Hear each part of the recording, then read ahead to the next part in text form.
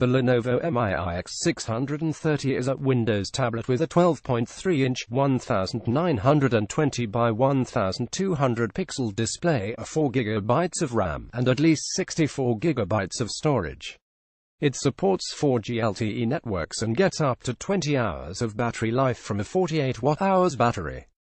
Lenovo expects to start selling the Miix 630 in May for about $800 and up, and the price includes a detachable keyboard cover and a pressure-sensitive digital pen.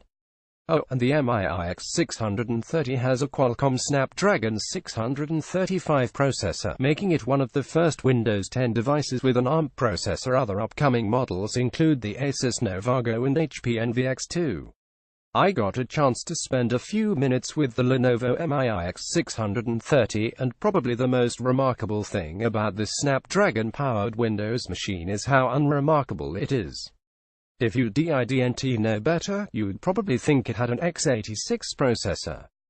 That's not to say it's going to go head-to-head with Intel's 8th gen core chips when it comes to raw horsepower.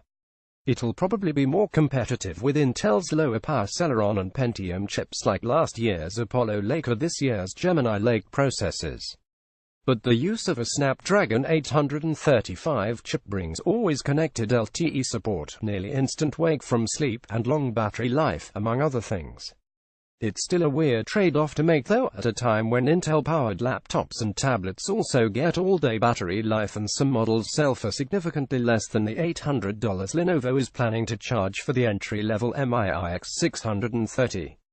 By comparison, Asus will charge $599 for a NovaGo laptop with a Snapdragon 835 processor, a 4 GB of RAM, 64 GB of storage, and a 360-degree hinge for use in tablet mode. $799 gets you an Asus NovaGo with 8 GB of RAM and 256 GB of storage. But I will say that the pen and keyboard cover that come with the Lenovo Miix 630 are pretty nice. The keyboard cover includes an adjustable kickstand that holds the tablet firmly in place at a wide range of angles, and the backlit keyboard attaches to the tablet via strong magnets. There's a loop in the side of the keyboard for storing the pen when it's not in use, and the pen feels pretty good in the hand. One thing this tablet doesn't have is a lot of ports. There's a single USB Type-C port and an SD card reader. But if you need to plug in a bunch of things at once, I'm sure a hub will do the trick. There's a 13MP front-facing camera with support for Windows Hello facial recognition and a 5MP rear camera.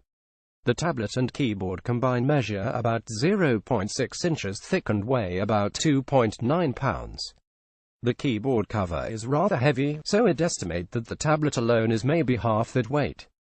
Like most the other Windows on ARM devices announced so far, the Lenovo Miix 630 will ship with Windows 10s, but you'll be able to upgrade to Windows 10 Pro for free for a limited time. That means you'll be able to run just about any Windows application on the tablet and not just apps optimized for ARM processors and distributed through the Windows Store. But some x86 applications may run a little more slowly since Windows will have to use emulation to get those apps to function on Qualcomm's ARM-based processor. While the demo unit I played with was actually running Windows 10 Pro, it wasn't connected to the internet and didn't have many apps installed, so I wasn't able to really delve into its performance. But apps including Edge and Paint 3D loaded quickly. The computer switched between tablet and desktop mode seamlessly, and generally it felt like a Windows 10 computer.